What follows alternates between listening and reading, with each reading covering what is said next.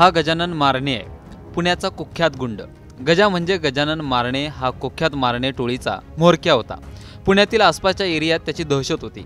याच दहशतीच्या विरोधात गजा मारणेवर 24 गंभीर स्वरूपाचे गुन्हे दाखल आहेत। 2 हत्या प्रकरणात गजाला 8 वर्षांचा कारावासही झाला होता। हा छोटासा इतिहास झाला गजा मारणेचा। आता थोडं गजाचा वंशज म्हणजेच त्याचा मुलगा प्रथमेश मारणेचाही इतिहास पाहणं गरजेचं आहे, कारण याच प्रथमेशवर सध्याच एक महत्त्वाचा गुन्हा दाखल झालाय। प्रथमेशने एका तरुणीसोबत ओळख वाढवली। सुरुवातीला संबंधित तरुणीला खडकवासला धरणावर फिरायला घेऊन गेला। येताना एका हॉटेलवर थांबवून तिच्याबरोबर बळजबरीने शारीरिक संबंध प्रस्थापित केले। त्यानंतर पुणे बंगळुरू हायवेवरील अनेक हॉटेल्समध्ये नेऊन तिच्यासोबत शारीरिक संबंध ठेवले।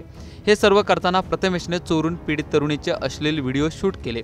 हे व्हिडिओ डिलीट करण्याबाबत विचारल्यावर त्याने टाळाटाळ केली, उलट तरुणीलाच धमकी दिली। याच कारणामुळे संबंधित तरुणीने प्रथमेश विरोधात सिंहगड पोलीस ठाण्यात तक्रार दाखल केली। आता पोलिसांनी दिलेली सविस्तर माहिती काय आहे ते एकदा पहा। पीडित तरुणी आणि प्रथमेश मारणे या दोघांची ओळख जवळपास 2.5 वर्षापासून होती।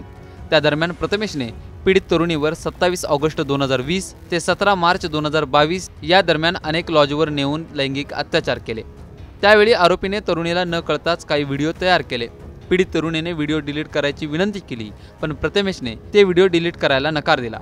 उलट प्रथमेश पीडित तरुणीला धमकी देऊ लागला। प्रथमेशवर सिंहगड रोड पोलीस स्टेशनमध्ये कलम 376, 504, 506 माहिती तंत्रज्ञान अधिनियम 2000 प्रमाणे कलम 66E यानुसार गुन्हे दाखल करून पुढील तपास सुरू आहे। ब्युरो रिपोर्ट, मुंबई तक।